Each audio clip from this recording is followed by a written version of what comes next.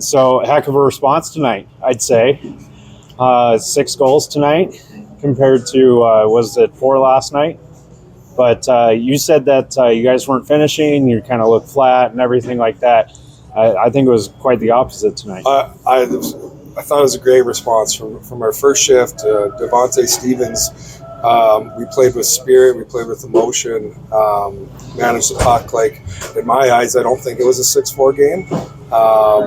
I thought we controlled the play. We were dominant offensively. They scored some timely goals, but we didn't let that affect us. You know, we came back right out, scored, and took the lead and held on. And so, really proud of team effort here today. And with the Devontae Stevens fight right off the bat, I know that kind of set the mood right off the bat of the gate of the game. So, did he say he was going to do something like that, or did it just happens? Yeah, it just happened. I mean, I felt like he was engaged the whole night. You know, physically, he was skating, he was closing on guys, he was finishing. Like, that's the identity that he needs to play with to be effective at this level. And then, you know, that's probably why he was number 1 star. He is visible tonight.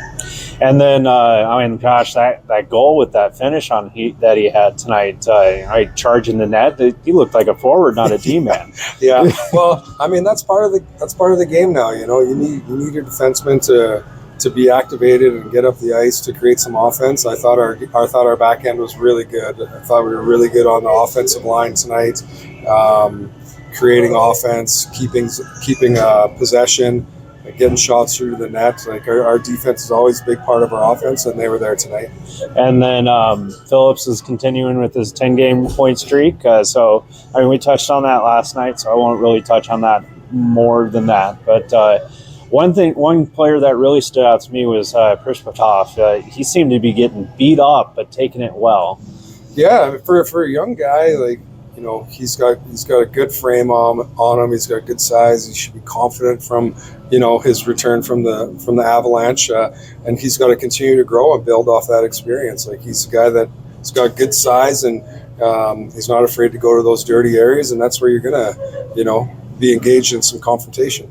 And I think there's one shift that stuck out to me. He couldn't take more than 3 strides at a time, and he was getting hit. And he'd take another 3 strides, get hit, take another 3 strides, get hit. But you could tell he was starting to get gas, but he was taking the hits really well. And then the kid's just not giving up. Yeah, I mean, that's part of the reason why he's under contract. That's part of the reason why he got an opportunity in the NHL. Like, that's you know, you've got to get used to playing in tight situations with bodies on top of you, and the more comfortable you're at, you know, with the puck in those situations, the more success you're going to have. Did you have a chance to see any of Minor's play last night? Just off the highlights. You know, I spoke to him this afternoon and obviously congratulated him from, you know, like, the growth in his career has been incredible. He's just continued to work.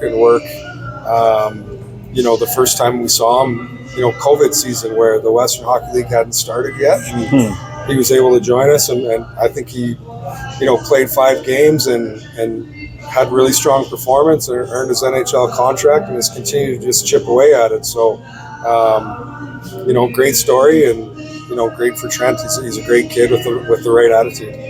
I think that's all I got for you tonight. Thanks, Coach.